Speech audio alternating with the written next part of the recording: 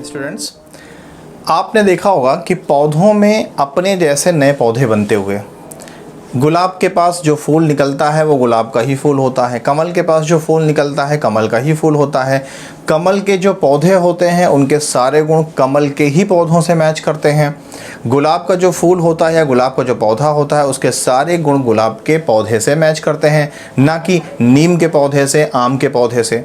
आम के पौधे कोई भी हों, उनके गुण एक ही जैसे होते हैं। आम का स्वाद अलग अलग हो सकता है मगर बनावट एक जैसी होती है। उसके अंदर गुठली पाई जाती है, उसके ऊपर गूदा होता है, गूदे के ऊपर छिलके होते हैं, आम की पत्तियां लगभग एक जैसी होती हैं। तो ऐसा क्यों होता है? तो ऐसा होता है, कुदरत ने उन्हें, नेचर ने एक बहुत बड़ी पावर दे रखी है, जो पावर इंसानों के पास भी है, और वो है प्रजनन क्रिया, जिसको इंग्लिश में बोलते हैं रिप्रोडक्शन। तो आज का हमारा टॉपिक है reproduction in plants. Good morning students, मैं जितेंद्र मिश्रा ब्रिलियंट विजन में आपका स्वागत करता हूं। उम्मीद करता हूं कि मेरे चैनल को आपने सब्सक्राइब कर लिया होगा। अगर आपने ऐसा कर लिया है तो आपको थैंक यू। अगर नहीं सब्सक्राइब किया है तो प्लीज़ कर लीजिएगा, जिससे कि मेरा मनोबल बढ़े और मेरे वैल्यूएबल कंटेंट्स आप तक पहुँचते रहें। तो आज के इस वीडियो में हम स्टडी करेंगे रिप्रोडक्शन इन फ्लावर्स, यानी पौधों में प्रजनन क्रिया, प्लांट्स। तो रिप्रोडक्शन होता क्या है? तो रिप्रोडक्शन का मतलब होता है प्रजनन।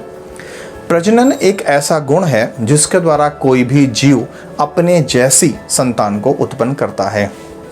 अगर इंसान की बात करें तो इंसानों में भी प्रजनन क्रिया होती है, और प्रजनन क्रिया के द्वारा ही इंसान अपने जैसे इंसान को जन्म देता है। ऐसे ही प्रजनन क्रिया पौधों में भी होती है कि पौधे प्रजनन क्रिया के द्वारा अपने जैसी नई संतान को जन्म देते हैं। जानवरों में भी गाय, भैंस, बकरी, इन सब जितने भी जीव हैं इनमें भी प्रजनन क्रिया होती है, और प्रजनन क्रिया के द्वारा उनके जैसे ही जंतु पैदा होते हैं। तो प्रजनन क्रिया जो होती है ये बेसिकली दो तरह की होती है। एक होती है लैंगिक प्रजनन, जिसको हम बोलते हैं सेक्सुअल रिप्रोडक्शन। शब्दों पे ध्यान दीजिएगा, लैंगिक प्रजनन यानी सेक्सुअल रिप्रोडक्शन। दूसरा होता है अलैंगिक प्रजनन, जिसको बोलते हैं एसेक्सुअल रिप्रोडक्शन। तो सेक्सुअल और एसेक्सुअल दोनों को समझने से पहले हम यहाँ पर समझते हैं एक बहुत ही सेंसिटिव टॉपिक को, कि सेक्स क्या है। तो सेक्स का मतलब होता है लिंग, यानी कि जेंडर। अब यहाँ पर सेक्स का आप चाहे जो मतलब समझें, हम जो मतलब समझा रहे हैं उस पर रहिएगा कि सेक्स का मतलब होता है लिंग। और दुनिया में दो तरह के सेक्स हैं, एक है मेल, एक है फीमेल, जिसको आप हिंदी में बोलते हो नर और मादा। सिर्फ दो ही तरह के सेक्स दुनिया में हैं, मेल और फीमेल। सेक्स का मतलब ये होता है। अब नेचर में अगर किसी भी तरह की प्रजनन क्रिया में दोनों सेक्स का यूज़ हो रहा है, यानी मेल और फीमेल दोनों का यूज़ हो रहा है, तो ऐसे जनन को हम सेक्सुअल रिप्रोडक्शन या लैंगिक जनन कहते हैं। और अगर यही जनन क्रिया किसी भी एक पार्ट से हो रहा है, यानी उसमें मेल और फीमेल दोनों सेक्स ऑर्गन्स यूज़ नहीं हो रहे हैं, तो ऐसे ही रिप्रोडक्शन प्रोसेस को, यानी जनन क्रिया को हम लैंगिक जनन नहीं बल्कि अलैंगिक जनन कहते हैं। आ माने बिना, लैंगिक का मतलब सेक्स, यानी इसमें मेल और फीमेल का कोई भी योगदान नहीं था। पौधे के किसी भाग से, चाहे उसके जड़ से, तने से, पत्ती से पौधा पैदा हो गया। तो आप समझते हैं कि एसेक्सुअल रिप्रोडक्शन में कितने तरह का प्रोसेस होता है। तो जो सेक्सुअल रिप्रोडक्शन है, हिंदी में लैंगिक जनन, जिसमें कि मेल और फीमेल दोनों गैमेट्स का, यानी माता और पिता दोनों के फ्यूज़न से नई संतान बनती है, वो युग्मक जनन, जिसको बोलते हैं गैमीट रिप्रोडक्शन। परागण, इसको बोलते हैं इंग्लिश में पॉलिनेशन। तीसरा है निषेचन, इसको बोलते हैं फर्टिलाइजेशन। और नेक्स्ट है बीज, जिसको बोलते हैं सीड फॉर्मेशन। इतने तरह से लैंगिक जनन किसी भी पौधे में होता है। ऐसे ही अगर हम अलैंगिक जनन की बात करें तो अलैंगिक जनन यानी एसेक्सुअल रिप्रोडक्शन, यानी इसमें सेक्स यानी मेल और फीमेल पेरेंट्स का इस्तेमाल नहीं होगा, बल्कि पौधे के शरीर के किसी भाग से नया पौधा बनेगा। तो ये होता है विखंडन क्रिया के द्वारा, जिसको हम बोलते हैं फ्रेगमेंटेशन। इसमें पौधे का कोई एक भाग दो टुकड़े में टूट जाता है और हर एक भाग से नया पौधा बन जाता है। आगे की वीडियो में इसको हम समझेंगे। बीजाणु निर्माण, इसको हम बोलते हैं सीड फॉर्मेशन। इसमें बीजाणु का निर्माण होता है, उससे नया पौधा बन जाता है। नेक्स्ट है कलिकोत्पादन, कलिका द्वारा उत्पादन, यानी कि रिप्रोडक्शन बाई, कली को क्या बोलते हैं? Birds, reproduction by birds.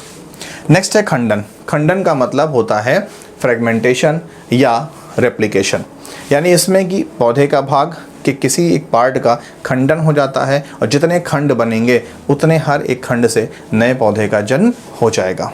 तो अब हम लैंगिक जनन और अलैंगिक जनन को समझने से पहले हमें यहाँ पर ये समझना होगा कि किसी भी पौधे का जो जनन भाग होता है वो कौन सा होता है। तो किसी भी पौधे का जो जनन भाग है वो उसका फूल होता है। तो हम अब समझते हैं कि पार्ट्स ऑफ फ्लावर, किसी भी फूल के कितने भाग होते हैं। आप सोच रहे हैं फूल के भाग, जी हाँ, फूल के बहुत ढेर सारे भाग होते हैं और उन्हीं को अब हम स्टडी करने जा रहे हैं। ये आपके सेमेस्टर एग्ज़ाम और specially class 12th bio group के स्टूडेंट्स के लिए मोस्ट इम्पॉर्टेंट है। प्लीज़ पूरा वीडियो देखिएगा। पौधों में पुष्प के भाग का अध्ययन करने से पहले हम कुछ टर्मिनोलॉजी यानी शब्दों को समझ लेते हैं। एक वर्ड आता है बार बार, पुंकेसर। पुंकेसर को हम बोलते हैं स्टेमन। स्टेमन जो होता है यानी पुंकेसर जो होता है, ये पौधे का पुष्प का नर भाग होता है, यानी ये मेल पार्ट है किसी भी पौधे का। इसके अंदर परागकण होते हैं। परागकण छोटे छोटे बीज होते हैं। आगे की वीडियो में उसको समझते हैं डीप में।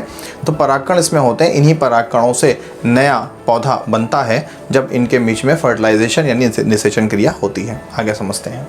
दूसरा है अंडक। अंडक को कॉर्पेल बोलते हैं और ये ओव्यूल्स में पाया जाता है। ओव्यूल्स ही ओवरी के अंदर पाई जाती है और ओवरी फीमेल पार्ट है जिसको हम हिंदी में अंडाशय कहते हैं। अब हम 1 by 1 प्लांट्स की डीप स्टडी करते हैं, इसके फ्लावर पार्ट्स की यानी पुष्प के भाग की। तो जो पुष्प का भाग होता है, यहाँ पर आपको पुष्प दिख रहा होगा। इस पुष्प में, हर पुष्प में आपने देखा होगा कि पुष्प के नीचे में एक बेस होता है जहाँ से पुष्प को पकड़ा जाता है। जैसे अगर हम अपने हाथ में प्रैक्टिकली इस गुड़हल के फूल की स्टडी करें तो गुड़हल के फूल में हम जो इस हिस्से को पकड़ रहे हैं, जो हरा हिस्सा है जिससे मैंने इसको ऐसे पकड़ रखा है, ये इसको बोलते हैं पुष्प आधार यानी कि रिसेप्टिकल, यानी जिसको हम पुष्प आधार कहते हैं, फूल का आधार, बेस ऑफ फ्लावर। इसी से फ्लावर को पकड़ा जाता है और इसी बेस से, इसी आधार से फूल किसी डंठल से लगा होता है। नेक्स्ट बात करते हैं बाह्य दल की। बाह्य दल का मतलब होता है कि पौधे के पुष्प के आधार के ठीक ऊपर जो हरे रंग का मैं आपको दिखाने की कोशिश करता हूँ। जो हरे रंग का, शायद आपको क्लियरली दिख रहा होगा, जो ये हिस्से हैं, ये हिस्से, ये 1 दिख रहा है ना, 1, ये गुड़हल में ध्यान दीजिएगा, 1 2 3 4 5। तो ये जो हिस्से हैं, मैं इसको, इसमें से एक को आपको तोड़ के भी दिखा देता हूँ। इस हरे हिस्से को ही, ध्यान दीजिएगा, इस हरे हिस्से को ही हम बाह्य दल पुंज कहते हैं। इस पूरे हरे वाले पार्ट को, जो कटोरी ऐसे दिख रही है, इस पूरे हरे हुए पार्ट को ही हम बाह्य दल पुंज कहते हैं। और इसके हर एक हिस्से को, जैसे मैंने इस हिस्से को ये देखिए निकाल दिया, इसको हम बोलते हैं बाह्य दल, यानी इंग्लिश में बाह्य दल पुंज को हम कैलिक्स कहते हैं। जिस हरे हिस्से पे ये फूल टिका हुआ है, ये कैलिक्स है। और इस कैलिक्स के हर एक हिस्से को, जैसे मैंने एक पार्ट ये निकाला, इसको हम सेपल्स कहते हैं, यानी हिंदी में बाह्य दल। तो पूरा हरा हिस्सा क्या कहलाएगा? बाह्य दल पुंज यानी कैलिक्स। और इसका हर एक पार्ट क्या कहलाएगा? वो कहलाएगा सेपल्स यानी बाह्य दल। क्लियर? अब बात करते हैं नेक्स्ट पार्ट दलपुंज की। तो किसी भी फूल का जो रंगीन हिस्सा होता है, इस पूरे रंगीन, ये जो गुड़हल के फूल में आपको लाल लाल दिख रहा है, इस पूरे रंगीन हिस्से को हम दलपुंज यानी कोरोला कहते हैं। तो ये पूरा लाल लाल जो दिख रहा है, ये क्या है? कोरोला है। अब कोरोलों में, जैसे मान लीजिए मैंने इस हिस्से को ये ब्रेक किया, ध्यान दीजिएगा, ये मैंने लाल रंग का हिस्सा एक अलग कर दिया, इसको आप अपनी भाषा में बोलते हैं पंखुड़ी। तो वैसे ही पूरा लाल हिस्सा यानी पूरी की पूरी सारी पंखुड़ियाँ कहलाती हैं कोरोला यानी दलपुंज, और एक पंखुड़ी को हम कहते हैं पेटल्स, हिंदी में पंखुड़ी।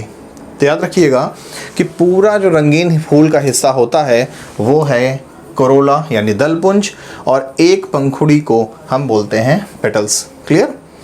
अब हम बात करते हैं इसके पुंकेसर की। पुंकेसर का मतलब होता है स्टेमन।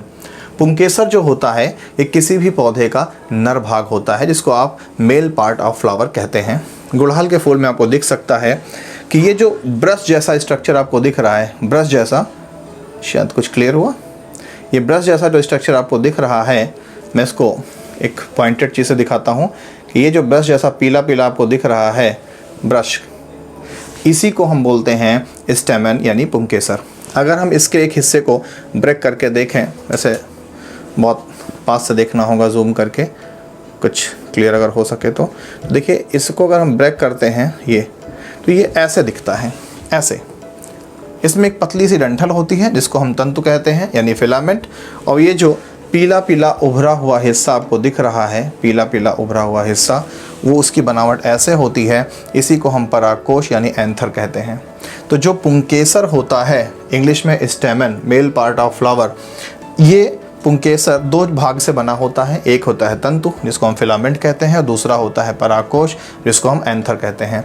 और इसी परागकोश के अंदर छोटे छोटे बीज जैसे संरचनाएं होती हैं, इन्हीं को हम परागकण यानी पॉलन ग्रेन कहते हैं। ये पौधे का मेल पार्ट होता है। अब हम लास्ट डिस्कस करते हैं कि ओवरी क्या होती है। तो ओवरी को हम अभी आपको डिटेल में दिखाते हैं कि ओवरी होती क्या है। ओवरी हम इसमें भी आपको दिखाएंगे और बोर्ड पर भी दिखाते हैं। तो एक बार फिर से रिवाइज कर लेते हैं जल्दी से कि किसी भी फूल का जो हरा पार्ट होता है, नीचे का ये बेस होता है जहाँ से फूल को पकड़ा जाता है, उसी को हम बोलते हैं पुष्प आधार यानी रिसेप्टिकल। पुष्प आधार के ऊपर जो हरे रंग का ये पार्ट होता है, इस पूरे हरे रंग के पार्ट को दिख रहा है ना, हरे रंग का पार्ट, इस पूरे हरे रंग के पार्ट को हम बाह्य दलपुंज यानी कैलिक्स कहते हैं, और हर एक हरे पार्ट को हम सेपल्स यानी बाह्य दल कहते हैं। फिर जो किसी भी फूल का पूरा रंगीन हिस्सा होता है, जो पूरा रंगीन हिस्सा आपको दिख रहा है, इस पूरे रंगीन हिस्से को हम दलपुंज यानी कोरोला कहते हैं, और हर एक रंगीन हिस्से को आप इंग्लिश में पेटल्स और हिंदी में पंखुड़ी कहते हैं। इसके ऊपर जो ऐसा ब्रश जैसा स्ट्रक्चर होता है, इस ब्रश जैसे पीले स्ट्रक्चर को ही हम पुंकेसर यानी स्टेमन कहते हैं। इसके दो भाग होते हैं, एक होता है तंतु जिसको फिलामेंट कहते हैं, जहाँ से ये पौधे के इस बेस से टिका होता है, और इसका उभरा हुआ हिस्सा जो इसका मुंह है आपको थोड़ा सा दिख रहा होगा, उसको हम परागकोश बोलते हैं या एंथर बोलते हैं। इसके अंदर यहाँ पर छोटे छोटे बीज होते हैं, इन्हीं को हम परागकण या पॉलन ग्रेन कहते हैं, और इस पूरे हिस्से को हम पुंकेसर यानी स्टेमन कहते हैं। ये पौधे का नरभाग होता है। अब डिस्कस करते हैं कि पौधे की ओवरी यानी अंडाशय कैसी होती है। अभी हम आपको इसमें दिखाते हैं। अगर हम किसी भी पौधे के फूल से उसका बाह्य दलपुंज और उसका दलपुंज इन सब को हटा दें, तो जो हमें संरचना दिखेगी वो ऐसी संरचना दिखेगी। इस संरचना में हम सबसे ऊपर के हिस्से को, इसको हिंदी में बोलते हैं वर्तिकाग्र, इसको हम इंग्लिश में बोलते हैं स्टिग्मा, और यहाँ से लेकर के यहाँ तक ये जो बीज की संरचना है, इसको हम बोलते हैं वर्तिका, और इंग्लिश में बोलते हैं फिलामेंट या स्टाइल। स्टाइल भी आप इसको कह सकते हो, STYLE स्टाइल। और जो नीचे का पूरा हिस्सा है, इस पूरे हिस्से को हम बोलते हैं ओवरी, OVARY ओवरी, जिसको आप हिंदी में बोलते हो अंडाशय। और इस ओवरी के अंदर ये जो स्ट्रक्चर आपको दिख रहा है बीज के आकार का, इसको हम बोलते हैं ओव्यूल यानी अंडप, OVULE ओव्यूल यानी अंडप। और इसके अंदर ये छोटे छोटे जो गोले आपको दिख रहे हैं, इन गोलों को हम एग भी कहते हैं यानी अंड बोलते हैं, अंड यानी EGG एग। अब अगर हम यहाँ पर समझना चाहें तो ध्यान समझिएगा कि ये जो पुंकेसर लगा हुआ है, ये पुंकेसर यही वर्तिका से लगा हुआ है। फिर से समझ लीजिए कि इस पूरी संरचना को हम बोलते हैं अंडाशय यानी ओवरी। ओवरी के 3 पार्ट होते हैं। पहला सबसे ऊपर का भाग स्टिग्मा, जिसको हम वर्तिकाग्र कहते हैं, बीज का हिस्सा वर्तिका जिसको हम स्टाइल कहते हैं, और नीचे का हिस्सा जिसको हम ओवरी यानी अंडाशय कहते हैं। वर्तिकाग्र, वर्तिका का अग्र यानी ये सबसे ऊपरी हिस्सा होता है, ये बीज का हिस्सा होता है, ये अंत का हिस्सा होता है। जब भी ये पुंकेसर यहाँ से जो ये परागकण इसके अंदर मौजूद होते हैं, ये परागकण इसी रास्ते से, मैं आपको परागकण में समझा रहा हूँ कि इसी रास्ते से, मान लो ये परागकण आया तो ये परागकण इसी रास्ते से इसके अंदर इंटर कर जाता है, और परागकण क्या होता है, नर पार्ट होता है यानी मेल गैमीट होता है, और यहाँ क्या रखी हुई है, एग, ये क्या है, फीमेल पार्ट है। तो ये मेल गैमीट इस फीमेल गैमीट से फ्यूज़न कर लेगा और यहाँ पर जाइगोट बन जाएगा, जिसको हम युग्मनज कहते हैं, यानी नया पौधा बनने की प्रक्रिया शुरू हो जाएगी। अब हम इसी अंडाशय को हम आपको इस पिक्चर में भी दिखाते हैं कि अगर हम इस पूरे क्या था ये हरा वाला हिस्सा, याद करिए, बाह्य दलपुंज। अगर इस पूरे कैलिक्स को हम यहाँ से हटा दें तो ये मैंने पूरे कैलिक्स को यहाँ से हटा दिया। थोड़ा सा नाजुक काम है ये। और हम इस पूरे रंगीन हिस्से को क्या बोला था मैंने, कोरोला यानी दलपुंज। इसमें से हर एक हिस्से को मैंने पंखुड़ी नाम दिया था। मैं यहाँ से इस पंखुड़ी को भी हटा देता हूँ। और अब आप गौर कीजिएगा कि जो पिक्चर बोर्ड पर बना हुआ है वही पिक्चर आपको शो हो रहा है। ये ध्यान दीजिए, जो ये वाइट पार्ट आपको शो हो रहा है ये है आपका ओवरी। ये जो लंबा सा लाल रंग से लेकर के ब्रश तक का स्ट्रक्चर है यही है आपका वर्तिका, जिसको हम बोलते हैं स्टाइल। और ये जो सबसे टॉप का हिस्सा है इसका ब्रश जैसा हिस्सा, इसी ब्रश जैसे हिस्से को, ऊपर तक के हिस्से को, यहाँ पर मेरी उंगली की टिप को ध्यान दीजिएगा, यहाँ तक के पार्ट को हम बोलते हैं वर्तिकाग्र। और ये जो ब्रश जैसे संरचनाएं हैं, अगर इनको हम हाथ से ऐसे निकाल लें तो ये आपको दिख रहा होगा, ये ब्रश जैसे पीले पीले आपको दिख रहे हैं, ये ध्यान दीजिए।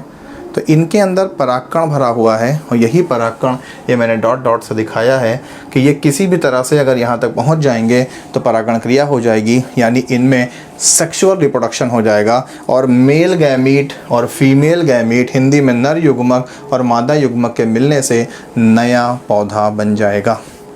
यही है सेक्सुअल रिप्रोडक्शन। लेकिन नेक्स्ट वीडियो में इसको हम डिटेल में समझाएंगे। तो ये आपको पत्ती का पार्ट दिखा। अगर हम इसको, इस सफ़ेद वाले पार्ट को अगर हम ब्लेड से डिसेक्ट करें तो आपको अंदर ऐसा भी स्ट्रक्चर दिखेगा, लेकिन उसको कैमरे पे शो कर पाना पॉसिबल नहीं है। आप प्रैक्टिकली करके देख लीजिएगा। तो उम्मीद करता हूँ कि आपको ये वीडियो समझ में आया है। अगर ऐसा है तो प्लीज़ लाइक, शेयर और सब्सक्राइब ज़रूर कीजिए, जिससे मेरा मनोबल बढ़ता रहे और मैं आपके लिए ऐसे ही वैल्यूएबल कंटेंट्स लाता रहूँ। इस वीडियो को आप कम्प्लीटली ठीक से देखिएगा और माइन्यूटली इसकी स्टडी करिएगा, जिससे कि लाइफ टाइम आपको प्लांट के रिप्रोडक्शन में कोई प्रॉब्लम ना होने पाए। फिर चाहे आप MSc तक स्टडी करेंगे, ये आपको काम देगा। मिलते हैं नेक्स्ट वीडियो में। Thank you.